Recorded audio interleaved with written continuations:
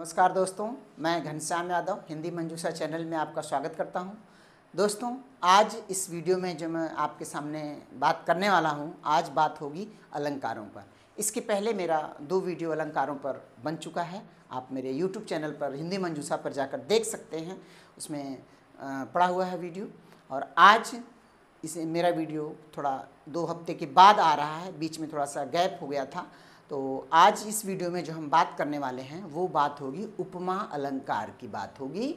और इसमें हम देखेंगे उपमा अलंकार की क्या पहचान है, उसके भेद क्या हैं और उसके उदाहरण क्या हैं, और उसको हम कैसे उसमें से उसके विभिन्न तरह के जो अंग हैं, उपमान, उपमेय, साधारण, धर्मवाचक, ये सब जो है हम कैसे उसको पहचानेंगे। इन सब की बहुत ही विधिवत अध्ययन जो है हम इस वीडियो में करने जा रहे हैं। दोस्तों, यदि आप चैनल पर पहली बार आए हैं तो हमारे इस चैनल को आप सब्सक्राइब कर दें और लाइक भी ज़रूर करें। तो आइए दोस्तों, हम स्टार्ट करते हैं आज का वीडियो उपमा अलंकार। ठीक है, उपमा अलंकार।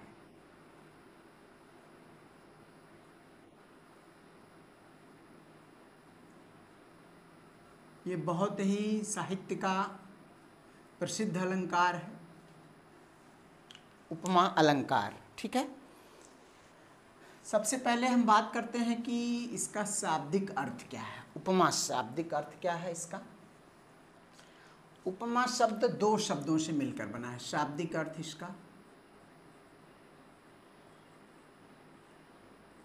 शाब्दिक अर्थ। अर्थालंकारों में उपमा अलंकार बहुत ही महत्वपूर्ण है। शाब्दिक अर्थ क्या है? उपधन माँ, 2 शब्दों से मिलकर बना है उपधन माँ, इनसे मिलकर बना है उपमा। उप का शाब्दिक अर्थ होता है समीप, समीप। ठीक, और माँ का शाब्दिक अर्थ होता है बताना, बताना या रखना। ठीक, ये 2 इसके शाब्दिक अर्थ होते हैं। ठीक है, अब इनका जो दोनों को मिला के अर्थ हो गया समीपता बताना। उपमा का पूरा अर्थ हो गया समीपता बताना, समीपता बताना। ये इसका शाब्दिक अर्थ हो गया उपमा शब्द का। ठीक है, अब इसके बाद हम इसकी परिभाषा की बात करेंगे। परिभाषा क्या है? देखिए, उपमा अलंकार की परिभाषा।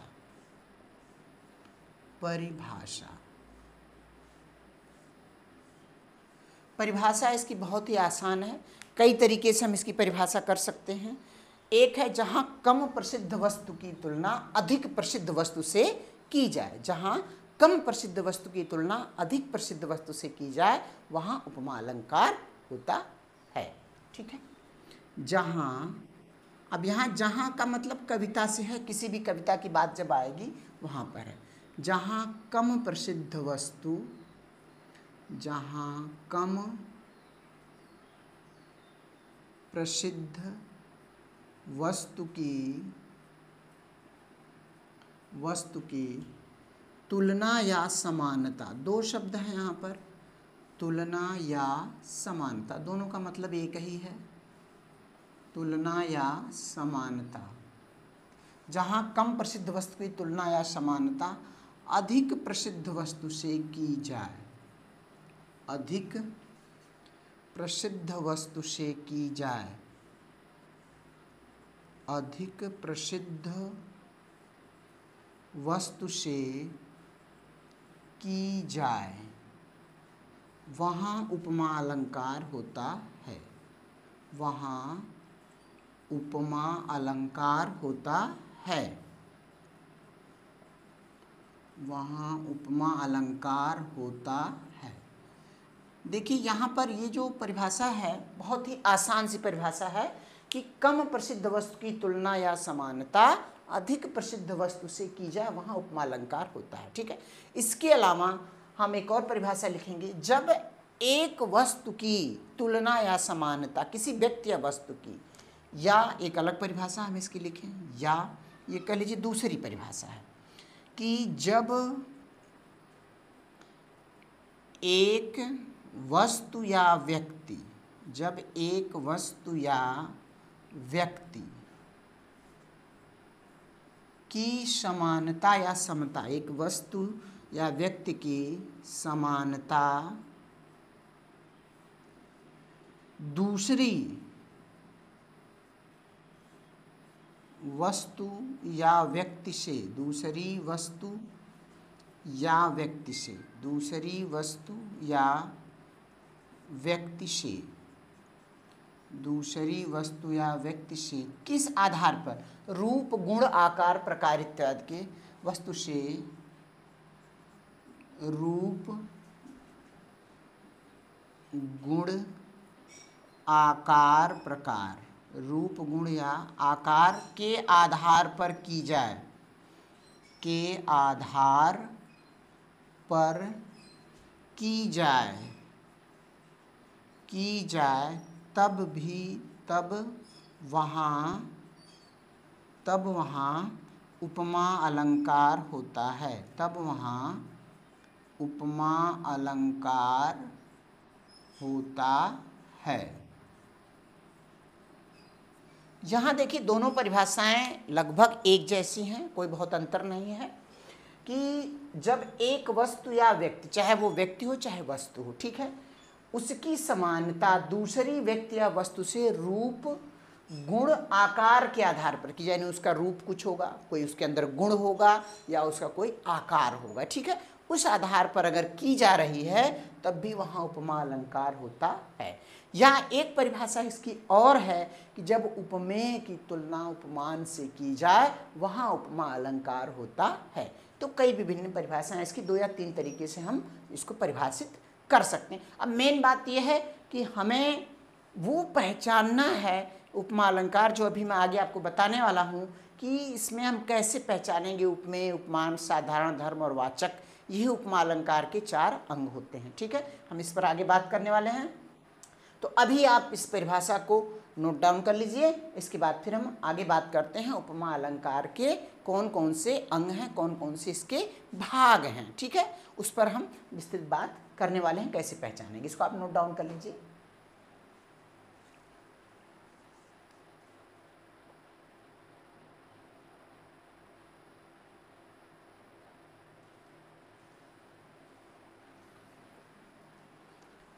ठीक है, आपने इसे नोट डाउन कर लिया होगा। अब हम देखिए बात करते हैं, परिभाषा हो गई, अब इसके बाद हम बात करते हैं उपमा अलंकार के कौन कौन से अंग या भाग इसके हैं।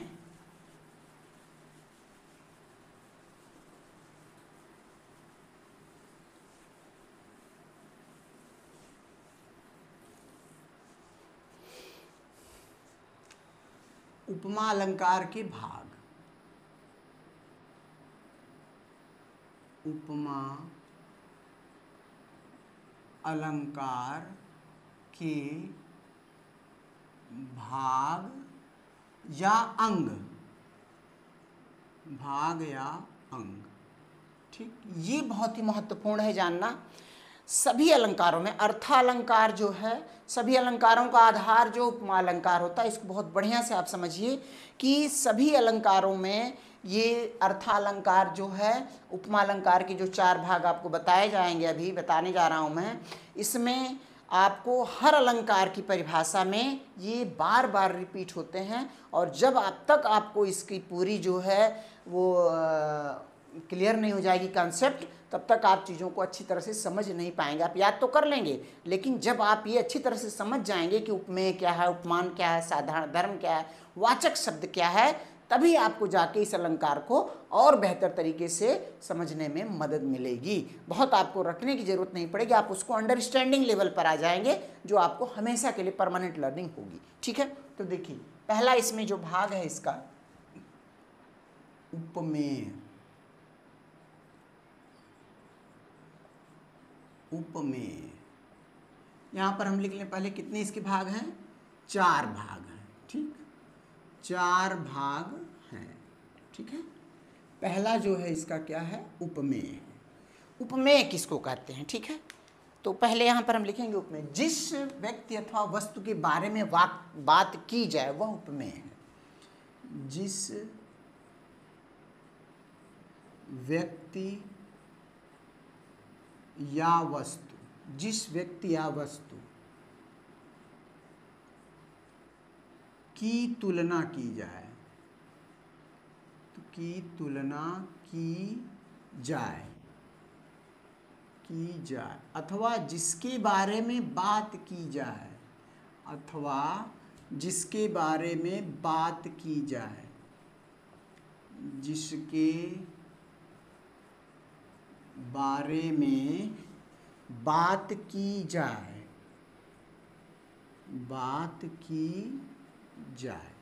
वह उपमेय होता है। ठीक है, बात की जाए वह उपमेय कहलाता है, वह उपमेय कहलाता है। ठीक। और क्या एक खास विशेषता इसकी है कि यह सामान्यतः, यह मतलब उपमेय, यह ब्रैकेट में हम लिख दें, उपमेय जो है सामान्यतः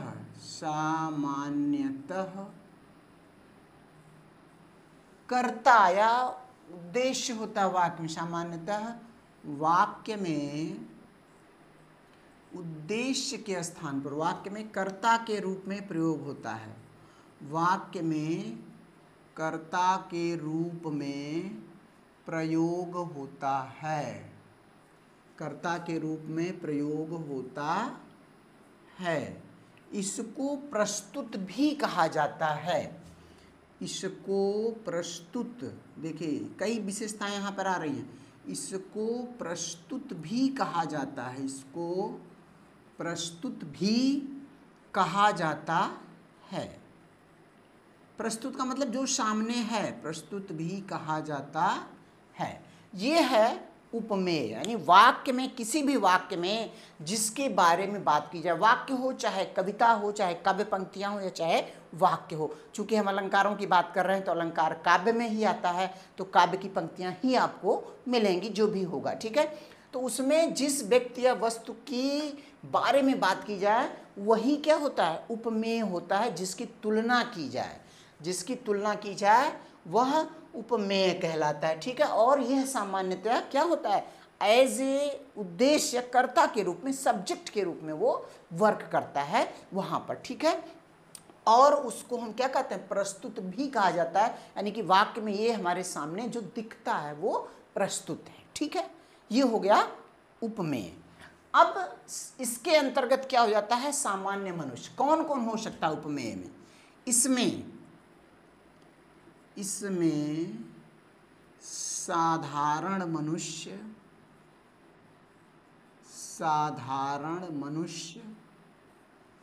और वस्तुएं, साधारण मनुष्य और वस्तुएं शामिल होती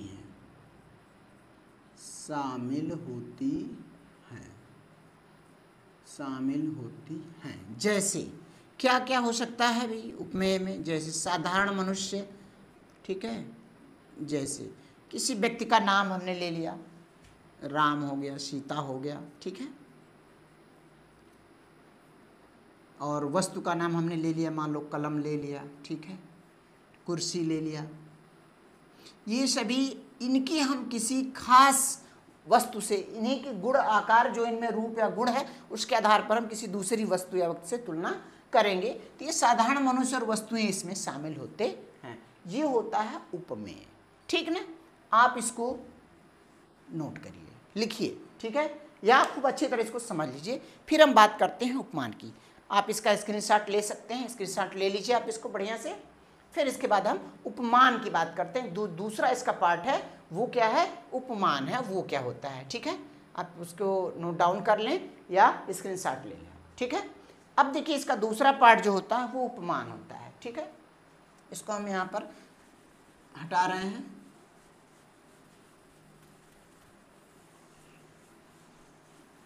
उपमान, दूसरा जो भाग है इसका उपमान होता है।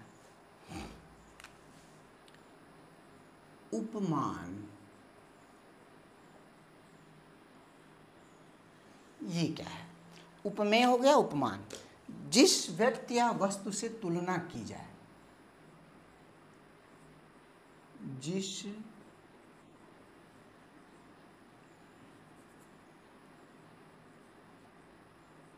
जिस व्यक्ति या वस्तु से तुलना की जाए वह उपमान होता है।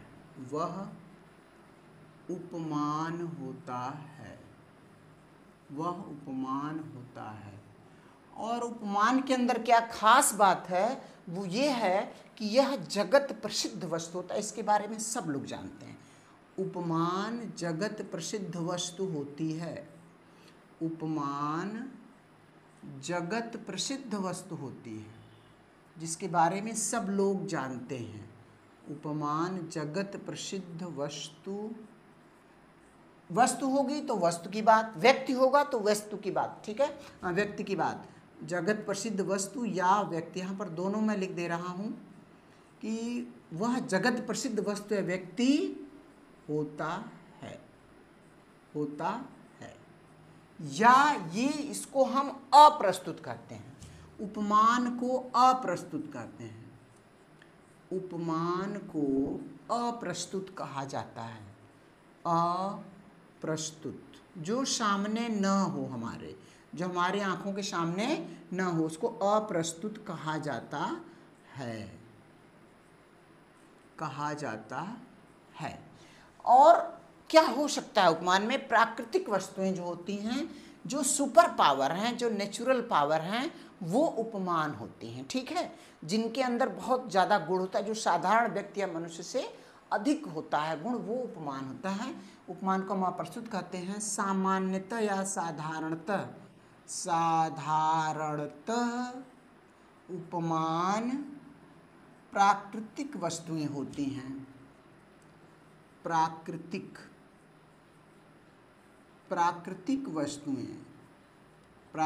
वस्तुएं जैसे क्या क्या हो सकता है? प्राकृतिक वस्तुएं जैसे नदी है, कोई प्रसिद्ध नदी है, पर्वत आ गया, ठीक है, नदी पर्वत है, जंगल है, ठीक है,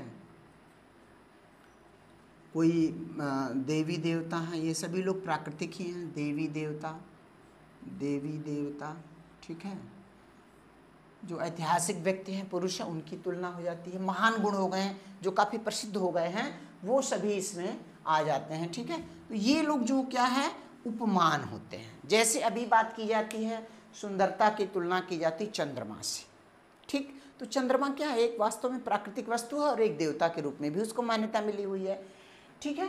तो इसी तरह से पर्वत की बात की जाती है तो हम हिमालय पर्वत की बात करते हैं कि भाई बहुत ज़्यादा ऊंचा है, बहुत ये विशाल है, तो इसकी तुलना हम हिमालय से करते हैं। इसी तरह सागर या समुद्र भी है, इसमें समुद्र आ जाता है। किसी की गंभीरता की तुलना करनी होती है तो कहते हैं कि भाई समुद्र जैसा गंभीर है। समुद्र कितना विशाल है लेकिन शांत रहता है, ठीक है। तो वो गंभीरता की तुलना हम किससे करते हैं? समुद्र से करते हैं। उसी तरह नदी है, नदी की तुलना, जंगल की तुलना, भयावहता की तुलना करना होता तो वहाँ पर करते हैं। इसी तरह कई प्राकृतिक दृश्य हैं जिनसे हम सुंदरता की भी तुलना करते हैं। तो ये जो है आपका हो गया क्या? उपमान हो गया, ठीक है, उपमेय और उपमान। और ये अधिक प्रसिद्ध होता है जिसके बारे में सब लोग जानते हैं। जगत प्रसिद्ध वस्तुएं हैं, कहीं न कहीं लोग इसके बारे में, इसके गुणों से परिचित होते हैं। तो हम जो साधारण वस्तु है उसकी तुलना इनसे करते हैं कि यह वस्तु उसके समान है, तब वहाँ पर उपमा अलंकार हो जाता है, ठीक है। अब इसके बाद आप इसको स्क्रीनशॉट ले लीजिए, ठीक है। हाँ, अब इसके बाद देखते हैं दूसरा, इसका अगला तीसरा क्या है? साधारण धर्म या वाचक शब्द पहले कर लें। वाचक शब्द, साधारण धर्म लिखिए। चलिए, तीसरा है साधारण धर्म। साधारण धर्म, जब हम दो वस्तुओं की तुलना करते हैं तो उसमें कोई ना कोई गुण, रूप या आकार होता है, हम उस आधार पर उसकी तुलना करते हैं। तो जिस गुण से तुलना करते हैं वही क्या होता है? साधारण धर्म होता है, ठीक है। तो उपमेय, उपमान, अब देखिए मैं उन शब्दों को रिपीट करने वाला हूँ कि उपमेय और उपमान की तुलना जिस शब्द से की जाए वही क्या होता है? साधारण, जिस गुण से की जाए वो साधारण धर्म होता है, ठीक है ना। उपमेय और उपमान, उपमेय और उपमान, उपमेय और उपमान की तुलना जिस गुण के आधार पर की जाती है, जिस गुण के आधार पर की जाती है, जिस गुण के आधार पर की जाती है, जिस गुण के आधार पर की जाती है उसको साधारण धर्म कहते हैं, उसको साधारण धर्म कहते हैं। बहुत ही इम्पॉर्टेंट है ये, साधारण धर्म कहते हैं। ये जब आप समझ जाएंगे तो उपमा अलंकार को समझना बहुत ही आसान हो जाएगा, उसको साधारण धर्म कहते हैं, ठीक। इसके बाद इसका जो चौथा भाग है वो है वाचक शब्द। क्या है? वाचक शब्द, वाचक शब्द, ठीक। जिस शब्द के द्वारा, जिस शब्द के द्वारा, वाचक शब्द क्या है? जिस शब्द के द्वारा, जिस शब्द के द्वारा उपमेय और उपमान की तुलना की जाती है, जिस शब्द के द्वारा उपमेय और उपमान, उपमेय और उपमान, उपमेय और उपमान की तुलना की जाती है, की जाती है, वह शब्द वाचक शब्द कहलाता है। वह शब्द, वह शब्द वाचक शब्द कहलाता है, वह शब्द वाचक शब्द कहलाता है, कहलाता। जैसे कौन कौन सा शब्द हो सकता है? देखिए, की, सी, के जैसी, के जैसी, के समान, के समान, ये इत्यादि शब्द हो सकते हैं। चांदी सी, ठीक है, जल सी, इस तरह से आ गया। की, सी, के जैसी, के समान, की तरह, ठीक है, ये इस तरह के वर्ण आएंगे। या खाली समान शब्द ही आ जाए, ये भी आ सकता है इस तरह से। तो ये शब्द जब आ गए तो ये सभी क्या होंगे? वाचक शब्द होते हैं। तो ये इनके चार जो हैं उपमा अलंकार के अंग हैं। और इसी आधार पर फिर आगे ये सभी आपको आगे जितने भी अलंकार, अर्थालंकार आपको मिलेंगे, सब में उपमेय, उपमान और इन शब्दों का प्रयोग किया जाएगा। कहीं न कहीं ये अपनी उपस्थिति हमेशा दर्ज कराते रहेंगे, ठीक है। और इन्हीं के आधार पर इनकी परिभाषा भी लगाई जाएगी। अब सीधे सीधे हम उपमा अलंकार की परिभाषा भी हम पीछे वाले उस पर देखे होंगे आप, कि जब उपमेय और उपमान की तुलना की जाए, दो बस मिल गए, पहला और दूसरा अंग, उपमेय और उपमान की तुलना की जाए, वहाँ उपमा अलंकार होता है, ठीक है। इसी तरह से आगे रूपक अलंकार और उत्प्रेक्ष अलंकार की फिर परिभाषाएं एकदम आसान हो जाएंगी जब हम इन दोनों को खूब अच्छी तरह से समझ लेंगे, ठीक है। उम्मीद है आप इसको अच्छी तरह से समझ लिए होंगे। अब हम एक उदाहरण के द्वारा इन चारों को देखते हैं कि कौन सा भाग कहाँ पर कैसे है, ठीक है। आप इसको स्क्रीनशॉट एक बार पूरा ले लीजिए, ठीक। अब हम बात करते हैं इसके उदाहरण के द्वारा कि इन चीज़ों को हम कैसे आगे समझ लें और अच्छी तरह से, ठीक है।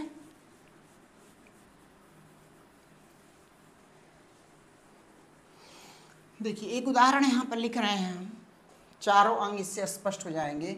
उदाहरण, उदाहरण,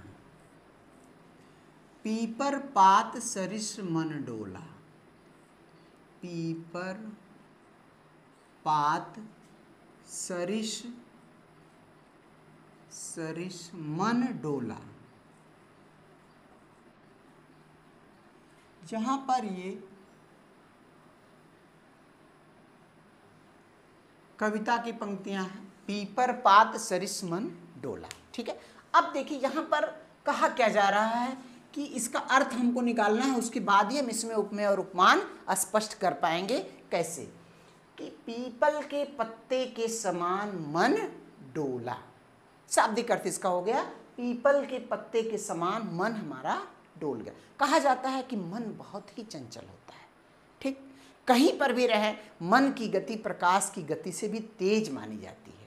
कि हम यहाँ पर हैं, सशरीर तो यहाँ पर हैं, लेकिन हमने जिस चीज़ के बारे में सोच लिया हमारा मन तुरंत वहाँ पहुँच जाता है ना। तो उसकी तुलना अब की जा रही कि पीपर पात सरिस मन डोला। अब इससे भी तेज कोई वस्तु है क्या?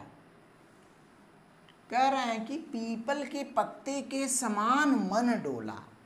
मन की गति तो ऐसे ही तेज है, ठीक, लेकिन अब क्या कह रहे हैं कि पीपल के पत्ते के समान मन डोल गया, यानी जैसे पीपल का पत्ता डोलता उसी तरह से मन डोलने लगा। अरे भैया ये तो खुदे तेज था, अब इससे भी तेज कोई चीज़ आ गई। देखिए कैसे तुलना की जा रही। मन जो है हमारा क्या है, ये यहाँ पर हमारा मन है यानी प्रस्तुत है।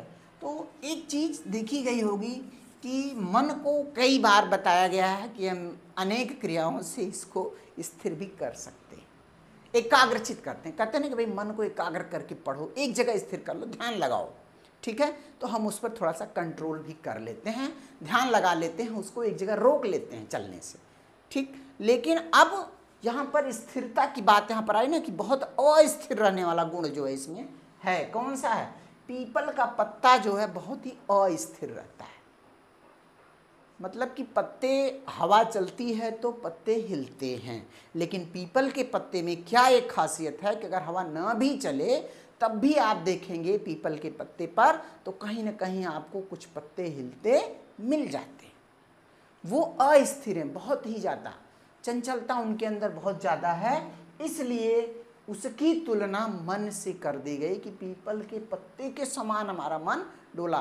प्राकृतिक वस्तु है और इससे इसकी तुलना कर दी गई, ठीक है। तो अब यहाँ पर क्या है, किसकी बात की जा रही है, किसकी? पूरे वाक्य में उपमेय वही होगा, क्या है? मन। मन जो हमारा क्या है, ये क्या हो गया? उपमेय हो गया। उपमेय यानी इसकी बात की जा रही है, ठीक है। वाक्य में इसी के बारे में बात की जा रही है कि कौन डोला, सब्जेक्ट के रूप में यहाँ पर ये। फिर आ गया किसकी तरह डोला, किसकी तुलना की जा रही? पीपल के पत्ते के समान, ठीक है। तो ये जो पीपल का पत्ता यहाँ पर, ये दोनों पीपर पात जो हो गया, ये हो गया उपमान हो गया, ठीक। अब क्या हो गया? गुण कौन सा है? साधारण धर्म, डोलना, हिलना। सामान्य तौर पे गुण जो है वो क्या है? डोला। मतलब ये क्या हो गया? साधारण धर्म हो गया, ठीक, ये साधारण धर्म हो गया। फिर इसके बाद क्या है? सरिस, समान शब्द, के समान, सरिस या के समान, ये हो गया ना। तो सरिस का अर्थ हो गया के समान, तो ये हो गया क्या? वाचक शब्द हो गया, वाचक शब्द। इस उदाहरण में नंबर 1, नंबर 2, 3 और 4 ये जो 4 उपमा के अंग बताए गए थे वो देखिए इसमें पूरा सभी अंग उपस्थित हैं। तो ये रहा आपका चारों इसके जो है भेद हो गए, ठीक है। फिर इसी तरह से 1-2 और उदाहरण है। सुनि सुरसर सम पावन बानी, सुनि सुरसर सम पावन बानी, ठीक है, इसको आप लिख लीजिए, सुनि सुरसर सम पावन बानी। दूसरा उदाहरण यहाँ पर एक और आपको बता दे रहे हैं, उदाहरण 2। उदाहरण 2, सुनि सुरसरी, सुनि सुरसर सम पावन वाणी, ठीक। जहाँ पर देखिए ये काव्य पंक्तियाँ हैं, सुनि सुरसर सम पावन वाणी। यहाँ पर किसकी बात की जा रही है? सबसे पहले हमें ये देखना है। अर्थ इसका जब हम जानेंगे, डिकोड करेंगे इसका अर्थ, तभी जो है हम इसको स्पष्ट कर पाएंगे कि उपमेय, उपमान, साधारण धर्म, वाचक इसमें कौन सा है। देखिए, ध्यान से देखिए, सुन का मतलब सुनकर, सुरसर शब्द आया है। अब ये पर्यायवाची है, किसका? गंगा का पर्यायवाची, ठीक है। सुरसर क्या है? गंगा का पर्यायवाची। सुरसर का अर्थ क्या हो गया? गंगा नदी, गंगा नदी, देव नदी इसको कहा गया है, उसका पर्यायवाची है। सुनकर, सम का मतलब समान, पावन, पवित्र, पवित्र शब्द है। पावन का अर्थ क्या हो गया? पवित्र हो गया, ठीक है। पोधनेत्र, पवित्र। वाणी, वाणी, वचन, ठीक है, वचन, वचन, वाणी या वचन, वचन या बोल कह लीजिए, बोल या बोली, ठीक है। दोनों बात, यहाँ पे कई अर्थ इसके आप अपने अनुसार लगा सकते हैं, जो आपको समझ में आ जाए अच्छी तरह से। बोली, किसी की बोली सुनकर, ठीक है। तो अब क्या हो गया कि गंगा नदी के समान पवित्र वाणी सुनकर, किसकी बात की जा रही है? पूरे वाक्य में किसकी बात की गई? वाणी की, वचन की बात की गई है। पूरे वाक्य में सबसे ज्यादा ध्वनित अर्थ जो हो रहा, उद्देश्य क्या है? वाणी, ठीक। तो ये क्या हो गया? वाणी क्या हो गया? यही हो गया क्या? उपमेय हो गया, उपमेय, ठीक। उद्देश्य या उपमेय हो गया, ठीक है। अब इसके बाद क्या है यहाँ पर? किसके समान, तुलना किसकी की जा रही है? देखिए, गंगा नदी के समान पवित्र वाणी, अभी गंगा नदी के समान इसकी बात हो रही है। तो ये शब्द क्या हो गया? सुरसर क्या हो गया? उपमान हो गया, उपमान, ठीक। फिर इसके बाद गुण की बात आई, पवित्र गुण है, पवित्रता एक गुण है। तो ये क्या हो गया? साधारण धर्म आपका हो गया, साधारण धर्म हो गया। अब सम शब्द आ गया, सम के समान, तो ये क्या हो गया? वाचक शब्द हो गया आपका, वाचक शब्द। देखा आपने, पहला क्या है उपमा अलंकार का? ये हो गया। दूसरा हो गया ये, तीसरा हो गया साधारण धर्म, और चौथा हो गया वाचक शब्द, ठीक है। ये चारों आपको अब उम्मीद है कि दोनों उदाहरण से स्पष्ट हो गया होगा कि किसी भी हम काव्य पंक्ति में इन चारों उपमा अलंकार के जो भाग या अंग हैं, किस तरह से हम इनको निकालते हैं, ठीक हो गया। आप इसको बढ़िया से देख लीजिए, स्क्रीनशॉट ले लीजिए। फिर हम इसके बाद अब उपमा अलंकार के उदाहरण की बात करेंगे, ठीक है।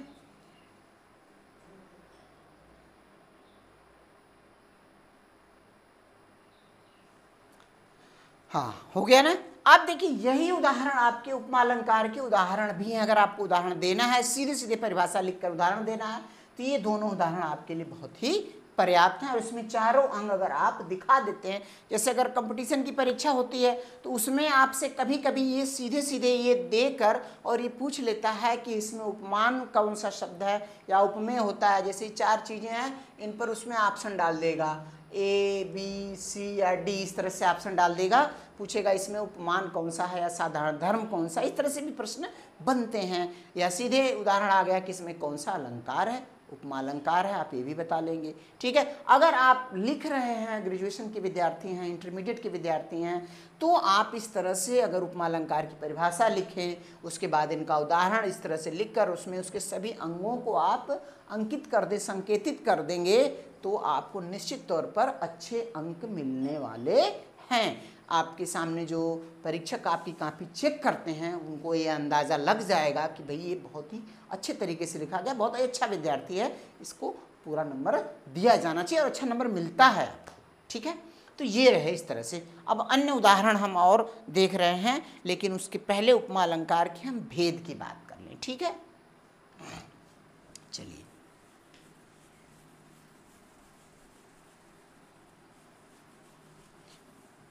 दोस्तों, अगर आपको ये वीडियो मेरा अच्छा लग रहा हो तो आप मेरे चैनल को ज़रूर सब्सक्राइब करें और अपने दोस्तों को इसे शेयर भी करें, ठीक है। पहली बार अगर आए हैं तो आप इसको सब्सक्राइब कर लीजिए, नहीं किया है तो। बहुत से लोग हैं मुझे मिलते हैं और शिकायत करते हैं कि सर हमने तो लाइक कर दिया था, लेकिन लाइक और सब्सक्राइब में अंतर है। कई लोग शायद ना समझ पाते हों। सब्सक्राइब आप करते हैं तो सब्सक्रिप्शन ऐड होता है। लाइक में तो सिर्फ आपका एक जो होता है उंगली इस तरह से वो लाइक हो जाती है। सब्सक्राइब आप जब करेंगे वहाँ लिखा रहता है एक बेल आइकन आता है, उसको आप प्रेस करेंगे तब जाके वो सब्सक्राइब होता है, और उसके बाद उस पर दोबारा करेंगे तो आल लिखा हुआ नीचे आता है, आप आल पे कर देंगे तो सारे नोटिफिकेशन जो हैं आपको उस पर मिलते हैं। ठीक है, हमारे कई दोस्त ऐसे हैं जो लोग हमारा वीडियो खूब देखते हैं, लेकिन पता चला जब वो मोबाइल देखता हूँ मैं उनका तो सब्सक्राइब ही नहीं है, देख रहे हैं व्यू हो रहा है लेकिन सब्सक्रिप्शन उनका नहीं ऐड है। तो आप उस पर जब चैनल खोलते हैं हिंदी मंजूषा तो वहाँ पर बेल आइकन आता है, उसको आप करेंगे, सब्सक्रिप्शन लिखा रहता है तो वहाँ पर आप करेंगे, टच करेंगे उंगली से अपने, तो वहाँ पर सब्सक्राइब हो जाएगा। ठीक है, तो आप इसको अगर पहली बार आ रहे हैं, यदि आपने सब्सक्राइब नहीं किया है तो आप उसको सब्सक्राइब कर लें। ठीक है, अब हम देखिए बात करते हैं उपमा अलंकार के भेद, प्रकार। उपमा अलंकार के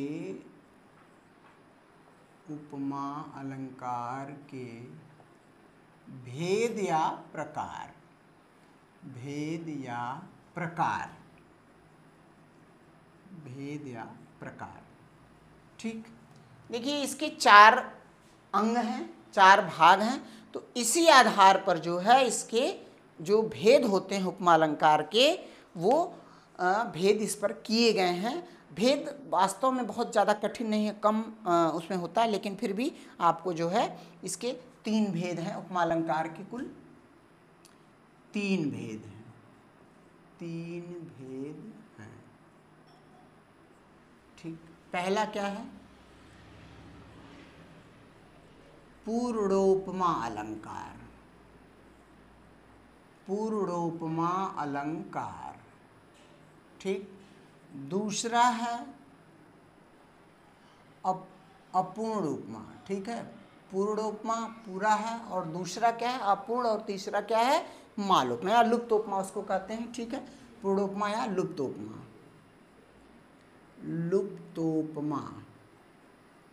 लुप्तोपमा अलंकार, और तीसरा भेद इसका है मालोपमा अलंकार, मालोपमा अलंकार, मालोपमा अलंकार। ठीक है, देखिए यहाँ मैं थोड़ा थोड़ा बस इसकी आपको परिभाषा बता दे रहा हूँ, इसके साथ ही बहुत ज़्यादा उसमें परिभाषा की बहुत ज़रूरत आपको नहीं है। देखिए पूर्णोपमा मतलब जिसमें अभी आपने इसके पहले देखा उपमा के 4 अंग, तो इसमें उपमा के सभी 4 अंग रहते हैं शामिल, इसमें उपमा के सभी 4 अंग शामिल रहते हैं, इसमें उपमा के सभी 4 अंग शामिल रहते हैं, शामिल होते हैं, यानी कोई भी अंग इसमें छूटता नहीं है। ठीक, यहाँ पर लुप्त उपमा या इसको अपूर्ण उपमा भी कहते हैं। अपूर्ण उपमा यानी पूर्ण रूप से उपमा नहीं होता है, तो इसमें क्या होता है, इसमें उपमा का कोई एक अंग अनुपस्थित रहता है, इसमें उपमा का कोई एक अंग, उपमा का कोई एक अंग अनुपस्थित रहता है,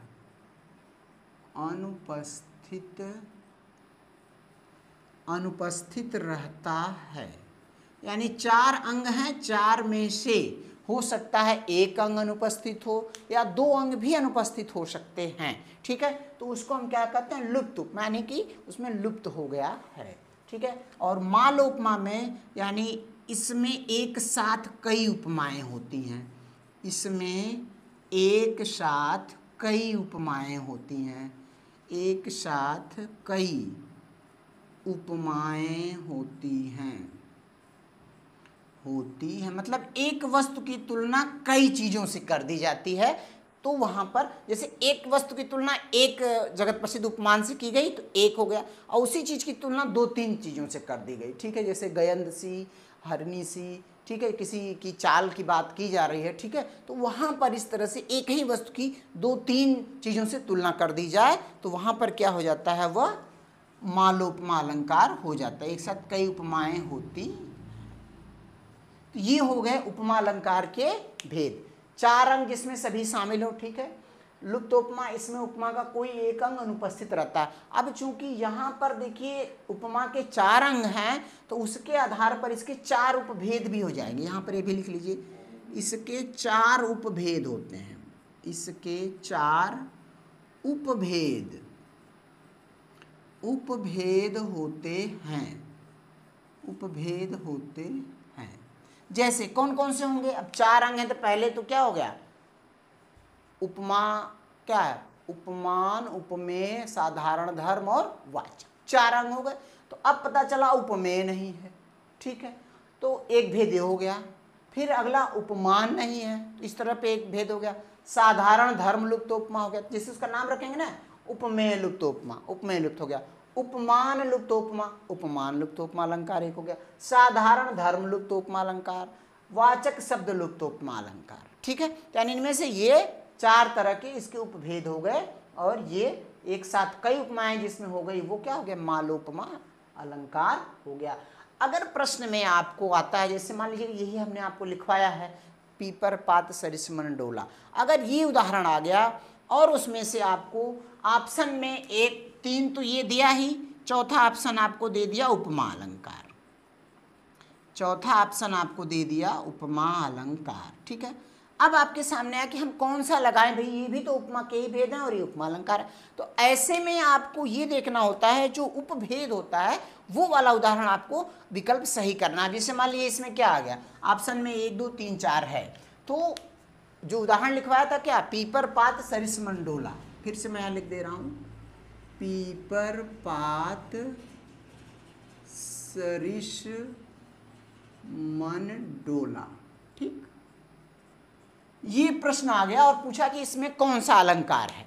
ऑप्शन आपको ये आ गया 4, 1 2 3 4, या ABCD कर दिया, ठीक, मान लो ABCD ऐसे आ गया ऑप्शन। तो अब आपको कौन सा ऑप्शन इसमें लगाना है, ठीक है। देखिए इसमें चारों अंग उपमा के उपस्थित हैं, तो ये वाला ऑप्शन लगेगा, ए वाला पूर्ण उपमा अलंकार। भले ही ये ऑप्शन आपको उपमा अलंकार है, लेकिन पूर्ण उपमा अलंकार इसमें लगेगा ऑप्शन में, ये वाला उत्तर सही माना जाएगा। अगर आप सिर्फ उपमा अलंकार लगाएंगे तो उत्तर गलत माना जाएगा, ठीक है। ये इसका आपको ध्यान रखना है कि इस कंडीशन में, इस तरह का अगर प्रश्न आएगा तो आपको इस तरह से लगाना रहेगा, ठीक है ना। तो ये रहा आपके उपमा अलंकार के भेद, ठीक है। चलिए आपने इसे नोट डाउन कर लिया होगा। अब इसके बाद हम बात करते हैं उदाहरणों की, ठीक है। तो कई उदाहरण हैं यहाँ पर आपके सामने, अभी मैं लिख रहा हूँ, उन पर आप याद करें उसको, उपमा अलंकार के उदाहरण, उपमा अलंकार के उदाहरण, उपमा अलंकार के अन्य उदाहरण लिखिए, ठीक है। अन्य उदाहरण, 2 उदाहरण आपको मैं बता दिया हूँ, अन्य उदाहरण यहाँ पर आपको लिखवा रहा हूँ, ठीक है। जैसे देखिए क्या है, राधा वदन चंद्र सो सुंदर, राधा वदन चंद्र सो सुंदर, राधा वदन चंद्र सो सुंदर, चंद्र सो सुंदर। देखिए एक उदाहरण यहाँ पर है, राधा वदन, वदन का मतलब यहाँ पर क्या है, मुख है। वदन देखिए यहाँ पर क्या है, मुख है। जब और बदन, बदन अगर हो गया तो ये क्या हो गया, इसका अर्थ हो जाता है शरीर।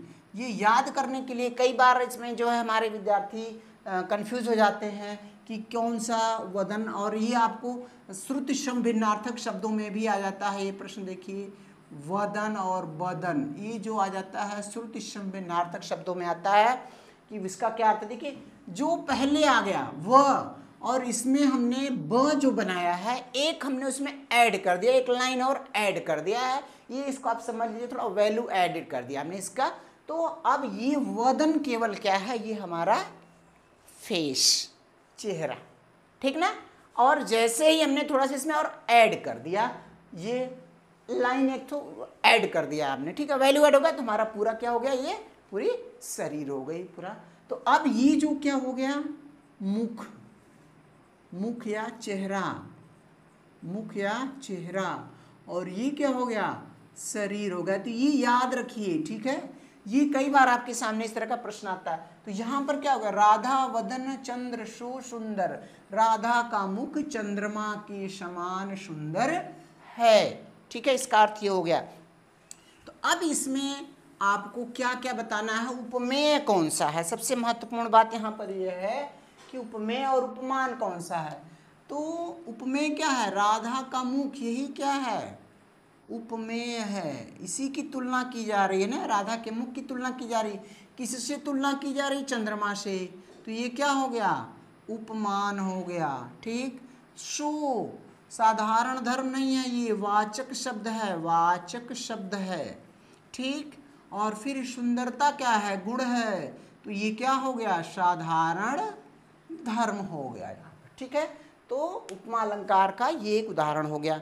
फिर इसके बाद क्या है, मोम सा मन पिघल चुका। अगला उदाहरण क्या है, मोम सा मन पिघल चुका। मोम सा मन पिघल चुका, मोम सा मन पिघल चुका। नाचहि जीव मरकट की नाही। अगला उदाहरण है, नाचहि जीव मरकट की नाही। नाचहि जीव मरकट, मरकट का मतलब बंदर है, बंदर का पर्यायवाची। नाचहि जीव मरकट की नाही, जीव जो है बंदर की तरह नाच रहा है। नाचहि जीव मरकट के, मोम सा मन, मन पिघल चुका, किसके समान, मोम के समान पिघल चुका। ठीक है, साधारण धर्म पिघलना, मन में, मोम क्या हो गया, वाचक उपमान हो गया, सा समान, नाचहि जीव, जीव नाच रहा है बंदर की तरह। ठीक है, तो मरकट की नाही, नाही शब्द क्या हो गया, की नाही, वाचक शब्द हो गया। नाचना साधारण धर्म, बंदर उपमान, उपमेय। ठीक है, ये चीज़ें आप अपने से निकाल लीजिए। ठीक है, मुख मयंक सम मंजू मनोहर। ठीक है, ये तमाम। पहली सा जीवन, पूर्णेन्दु सा मुख खिल गया, पूर्णेन्दु सा मुख खिल गया। एक उदाहरण और ले लीजिए, पूर्णेन्दु सा मुख खिल गया, पूर्णेन्दु सा मुख, पूर्णेन्दु सा मुख खिल गया, खिल गया, खिलना। ठीक है, अब इसके बाद आपका और कुछ उदाहरण है इसमें, जो है आपका लुप्तोपमा से उदाहरण ले रहा हूं मैं आपको। ये 4 उदाहरण हो गए इसमें।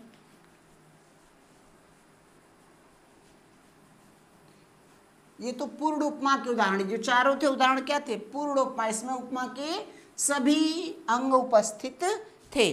अब इसके बाद देखिए 2 तरह से और है, पानी केरा बुदबुदा असमानस की जात। उदाहरण क्या है यहाँ पर, पानी केरा बुदबुदा, पानी केरा बुद, पानी केरा बुदबुदा असमानस की जात, असमानुष, असमानुष की जात। आगे जो है ये क्या है, पानी केरा बुदबुदा असमानुष की जात, उगते ही छिप जाएगा ज्यों तारा प्रभात। ठीक है, ये पूरा है, कबीरदास की पंक्तियां हैं। कहा जा रहा है कि पानी केरा बुदबुदा असमानुष की जात, मनुष्य की जात जो है पानी के बुलबुले के समान, मनुष्य का जीवन जो है पानी के बुलबुले के समान है।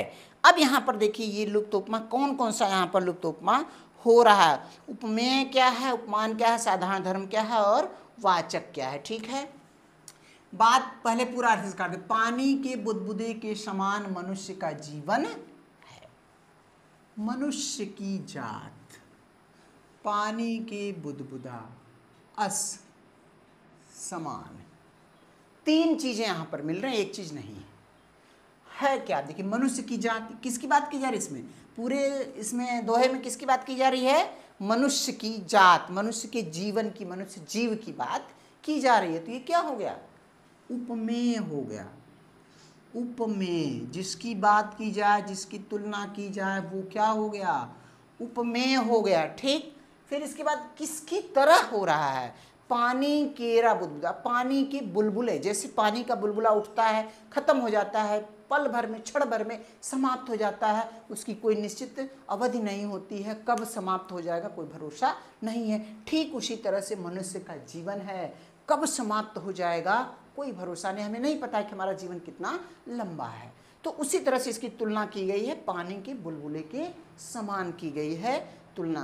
तो अब ये पानी के बुलबुले से की गई थी, क्या हो गया? उपमान हो गया। क्या है ये? उपमान। अस मतलब के समान, के समान, अस का अर्थ क्या हो गया? के समान। और है क्या ये? वाचक शब्द है, वाचक शब्द। इसमें अनुपस्थित क्या हो गया? उपमा का कौन सा अंग नहीं है? साधारण धर्म नहीं है, वह गुण नहीं है। कौन सा गुण नहीं है जो यहाँ पर बात को पूरा कर दे? अगर कौन सा गुण हम यहाँ ला दें तो पूरा अर्थ हमारी समझ में अच्छी तरह से आ जाए। तो वो कौन सा गुण है? नष्ट होने का गुण है, कि मनुष्य का जीवन भी उसी तरह से नाशवान है जिस तरह से पानी का बुलबुला नाशवान होता है। तो यहाँ पर लुप्तोपमा का उदाहरण ये है। ये कौन सा हो गया? लुप्तोपमा। लुप्तोपमा अलंकार, लुप्तोपमा। इसका एक अंग अनुपस्थित है। कौन सा अंग अनुपस्थित? देखिए, आपको पीजीटी की परीक्षाओं में, असिस्टेंट प्रोफेसर की परीक्षाओं में इस तरह के उदाहरण आते हैं और इसमें यही प्रश्न पूछ लिया जाता है कि कौन सा अंग इसमें अनुपस्थित है। 4 अंग हैं और कौन सा अंग अनुपस्थित है। प्रश्न बड़ा हार्ड हो जाता है इस तरह से। सामान्य तौर पे तो लगता है कि आसान है, लेकिन पीजीटी लेवल पर, टीजीटी लेवल पर ये प्रश्न आसान नहीं होता। और अब जो प्रश्नों की प्रवृत्ति है वो बदलती जा रही। अब आपसे ये नहीं पूछा जाता है कि इसमें कौन सा अलंकार है। उनको मालूम है कि आजकल विद्यार्थी इतनी मेहनत कर रहे हैं कि उदाहरण तो वो सारे रट ही चुके हैं, उसके अंदर की क्या खासियत है वहाँ से प्रश्न बना दिए जाते हैं, तब जाके हमारा मामला फंस जाता है। कह रही भाई ये तो हमने पढ़ा नहीं था, नहीं ध्यान दिया था। तो अब देखिए यहाँ पर क्या है कि ये चीज आ गई। आपने अलंकार तो पढ़ा, उपमा पढ़ा, लेकिन ये चीज नहीं पढ़ी कि इसमें कौन सा अंग नहीं है, अनुपस्थित नहीं है। तब कहेंगे अरे वाह, सिलेबस तो है, सिलेबस से बाहर नहीं है, लेकिन हमने वो पढ़ा नहीं था। सारी मेहनत हमारी बेकार हो जाती है वही बचा के। इसलिए इन सब चीजों को आपको ध्यान से, बिल्कुल एकदम गहन अध्ययन इसका करना है। ठीक है।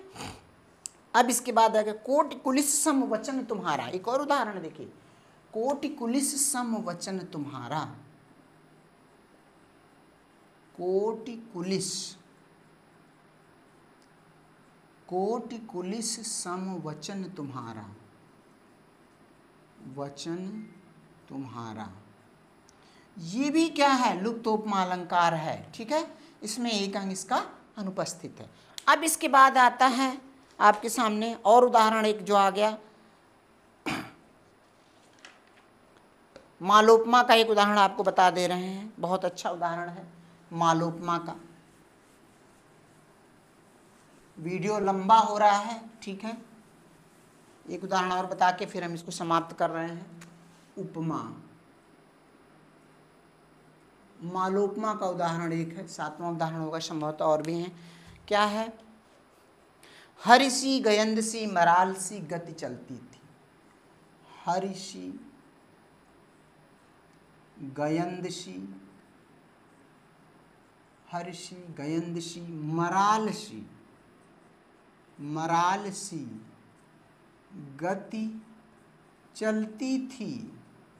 किसी नायिका के चलने का वर्णन है, चाल का वर्णन है, उसके सौंदर्य का वर्णन है कि हर्षी, हरि शब्द आया है, गयंद मराल। यहाँ पर देखिए सभी क्या है, यहाँ पर नायिका चलती थी, इससे पता चल रहा है कि वो कोई उपमान, उपमेय है। ठीक है, कौन है ये नहीं पता चल रहा है। ठीक है, केवल यहाँ पर उपमान शब्द दिए गए, उससे तुलना की गई है कि उसकी चाल इसके समान थी। हरि का शब्द यहाँ पर क्या है? हरि शब्द आता है यहाँ पे शार्दूल या सिंह, सिंह के समान चाल, सिंह की चाल।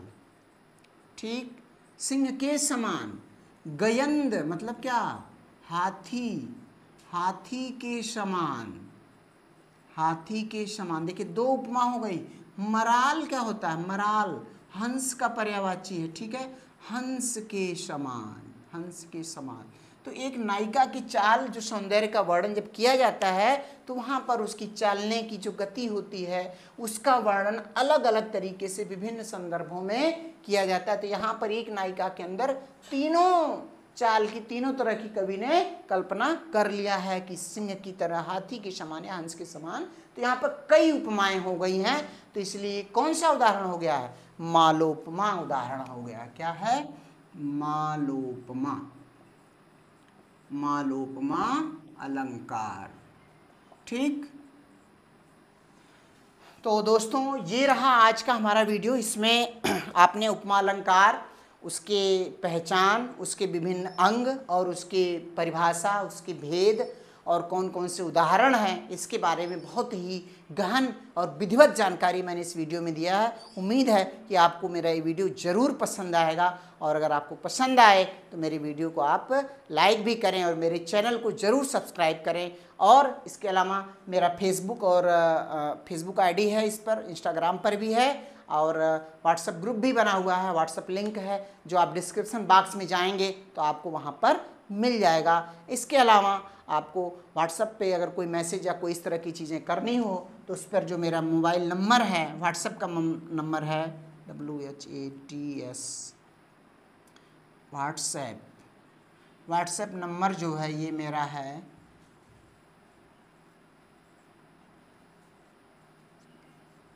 42। ठीक है, आप इस पर मैसेज कर सकते हैं। ठीक है, तो इसी के साथ आज ये वीडियो हमारा समाप्त होता है। धन्यवाद।